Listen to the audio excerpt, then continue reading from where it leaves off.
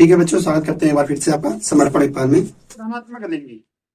ठीक है, नहीं फिर से स्वागत करते हैं बच्चों आपका समर्पण एक बार में।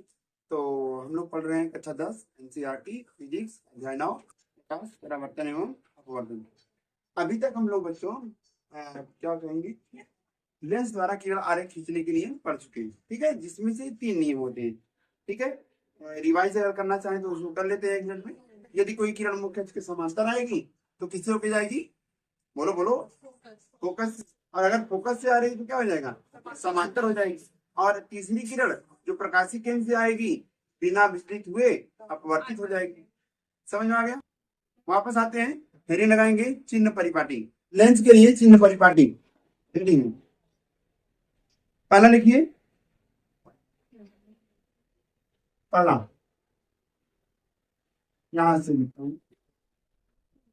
ठीक है, लेंस पर किरणें सदैव बाईं ओर से डाली जाती है। लिखिए,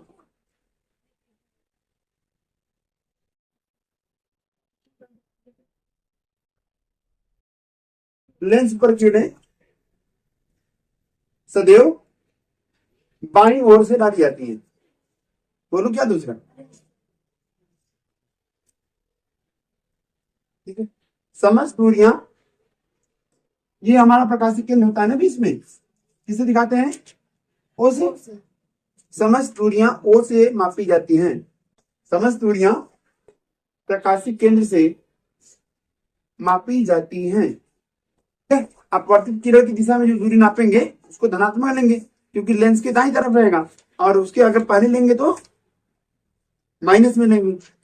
जैसे यहाँ इधर की दूरी क्या होगी, माइनस, इधर की दूरी क्या हो जाएगी, प्लस। बस इतनी सी बात। नंबर 3, तीसरा, मुख्य अक्ष के ऊपर लिख लो, मुख्य अक्ष के ऊपर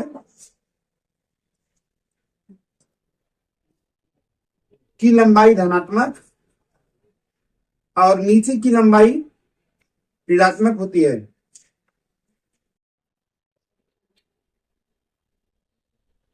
इसका मतलब ये समझो, वस्तु को अगर हम यहाँ ऊपर रखे हैं, मान लो ए और बी, कोई वस्तु है ए बी, तो ये वाली अगर इसकी ऊंचाई हम नापेंगे जो कि एच से दिखाते हैं तो प्लस में रहेगा कि माइनस में, प्लस। वहीं अगर वस्तु को हम नीचे रखेंगे तो ये माइनस में रहेगा। समझ में आया नहीं। ये वाली लाइन क्या कहलाती है, इस लाइन को बोलते हैं मुख्य अक्ष। क्लियर है। चलिए, चौथा पॉइंट क्या रहेगा, देखो सुनो। आपतित किरण की दिशा में नापी गई दूरी ऋणात्मक, यहां से यहां तक नापोगे ऋणात्मक, और अपवर्तित किरण की दिशा में नापी गई दूरी धनात्मक होती है। मतलब लेंस के उस पार दूरी नापेंगे तो प्लस चिन्ह के साथ लेंगे। जैसे मान लीजिए यहाँ से यहाँ की दूरी लेना है आपको फोकस तक, तो ये प्लस होगा माइनस, प्लस। और यहाँ वस्तु है, यहाँ से यहाँ की दूरी आप यू है, ये प्लस लोगे या माइनस, यही कह रहे हैं। आपतित किरण की दिशा में मापी गई दूरी ऋणात्मक और अपवर्तित किरण की दिशा में मापी गई दूरी धनात्मक लेते हैं। ठीक है, देखो लेंस के लिए यू को छोड़कर, यू समझते हो ना क्या है, क्या है रिया यू, वस्तु से लेंस की दूरी है, यहां से लेंस की दूरी को यू करते लिखो। हाँ, ऊपर लेंस के लिए यू को छोड़कर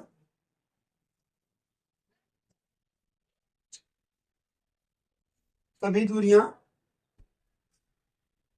सभी दूरियों कौन कौन आएगा, वी ना, वी क्या है, प्रतिबिंब से लेंस की दूरी। आर, हाँ, गोली पृष्ठ की वक्रता त्रिज्या। और एफ फोकस, लेंस की फोकस। तीनों क्या होंगे, धनात्मक। लिख लो, यू को छोड़कर वी कॉमा आर तथा एफ, वी कॉमा आर तथा एफ। आर बड़ा रहेगा बच्चा, ये आर बड़ा रहेगा, वक्रता त्रिज्या को धनात्मक होती है, जबकि आउटर लेंस के लिए ऋणात्मक होती है। ठीक है, हेडिंग लगाइए, लेंस के द्वारा प्रतिबिंब का निर्माण, image formation bye a lens. अब हम जानते हैं लेंस दो प्रकार के होते हैं, एक उत्तल है ना, गोली लेंस दो प्रकार का होता है। तो पहले उत्तल लेंस के द्वारा प्रतिबिंब का निर्माण करेंगे जिसकी 6 स्थितियां हैं। इसके बाद अवतल लेंस के द्वारा प्रतिबिंब का निर्माण करेंगे जिसकी 2 स्थितियां हैं। ठीक है, आ जाओ हेड लगा लो। Image formation by convex. ठीक है, शुरू करें। तो देखिए उत्तल लेंस के द्वारा प्रतिबिंब बनने की 6 स्थितियां हैं ना। नंबर फर्स्ट, जब वस्तु अनंत पर हो, एकदम सेम वैसे रहेगा, बस यहाँ 2f आ जाता है। तो पहला रहेगा जब